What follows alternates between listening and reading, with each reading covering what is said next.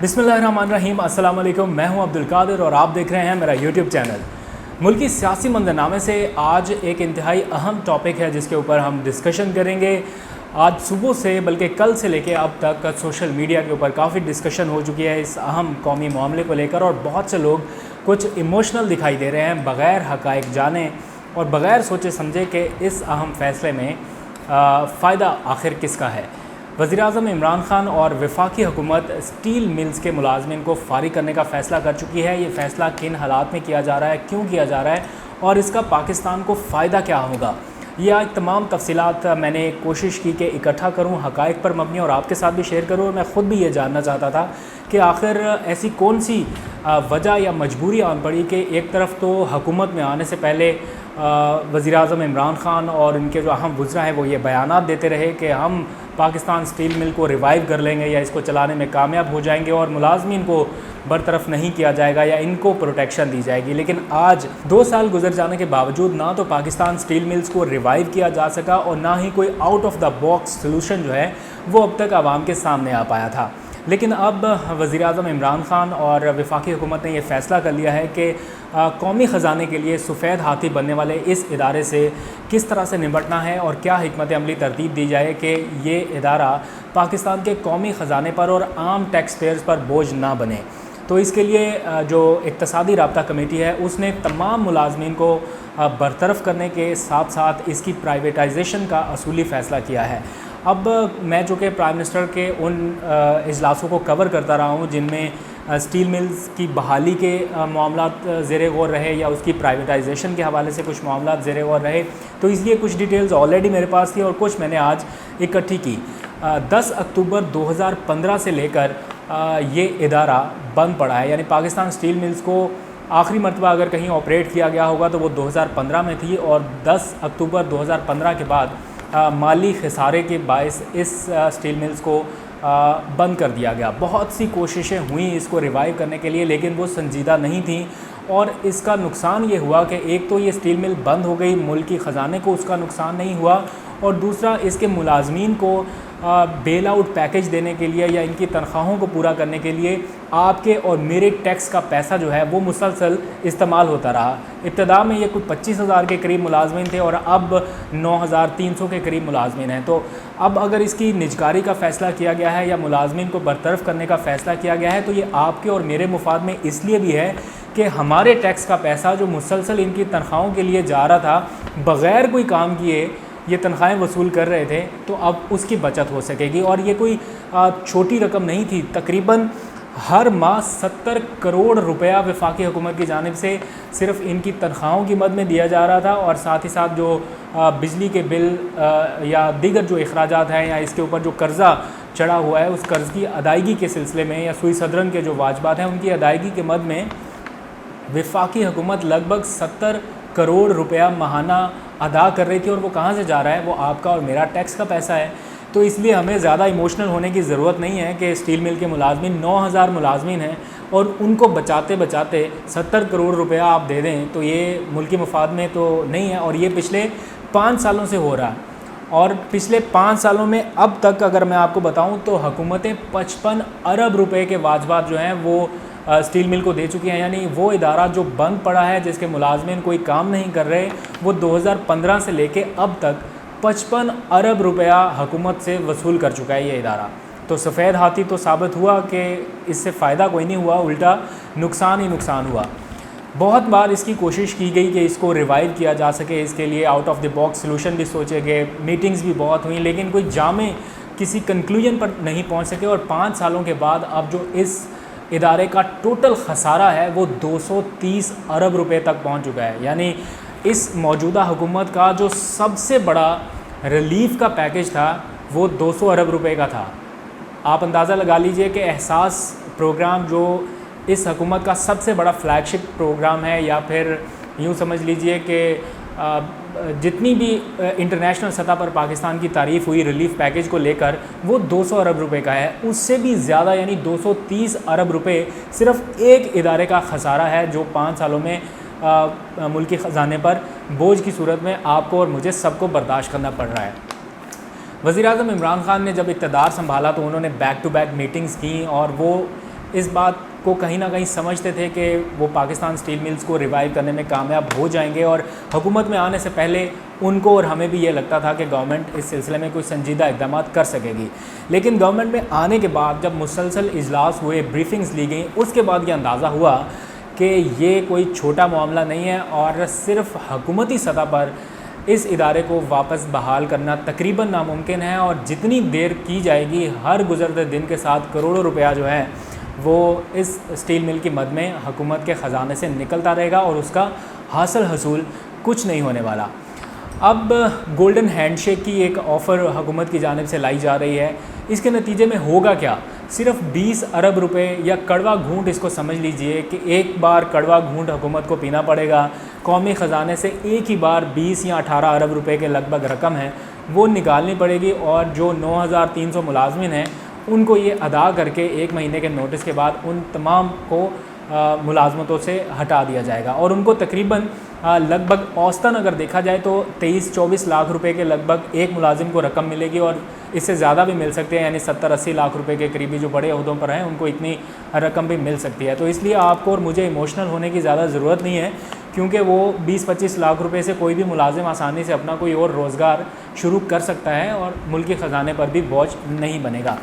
अब सोचने की बात यह है कि अगर प्राइवेटाइज़ भी किया जाता तो मुलाजमिन को निकालने की ज़रूरत क्यों थी? इन्हीं मुलाजमिन के साथ ही इसको आगे बढ़ाया जा सकता था प्राइवेटाइजेशन के मामले को। तो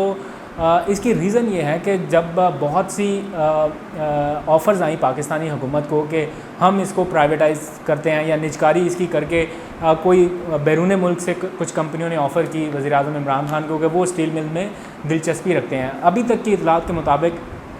16 से 18 ऐसी कंपनियां हैं जिनमें कुछ चीनी कंपनियां शामिल हैं और कुछ रशियन कंपनियां शामिल हैं। वो चाहती हैं कि वो स्टील मिल्स को टेक ओवर करके इसके ऊपर अपनी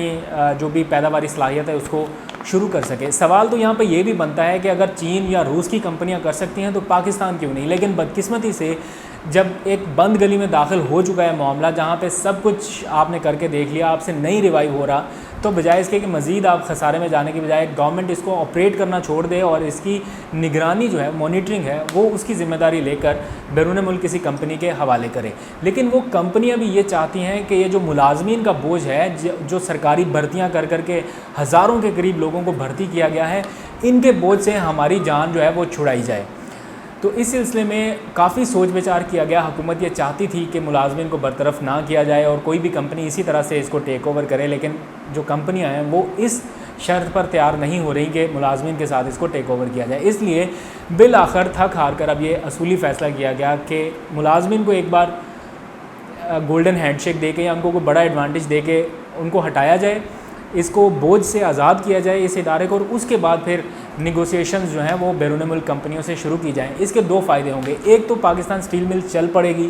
दूसरा ये कि इन्हीं मुलाजमीन के तजर्बे से वो कंपनियां इस्तिफ़ादा कर सकती हैं और इन्हीं मुलाजमीन को वो दोबारा भी हायर कर सकती हैं जिनको ज़रूरत पड़ सकती है। अफरादी क़ुव्वत की ज़रूरत तो पड़ेगी, तो इन्हीं मुलाजमीन को दोबारा तरजीह दी जाएगी। और तीसरा ये कि पाकिस्तान को इसको प्राइवेटाइज़ करने के नतीजे में बहुत सा पैसा मिलेगा जो आपके और मेरे फलाही अखराजात के लिए या कामों के लिए ख़र्च हो सकता है।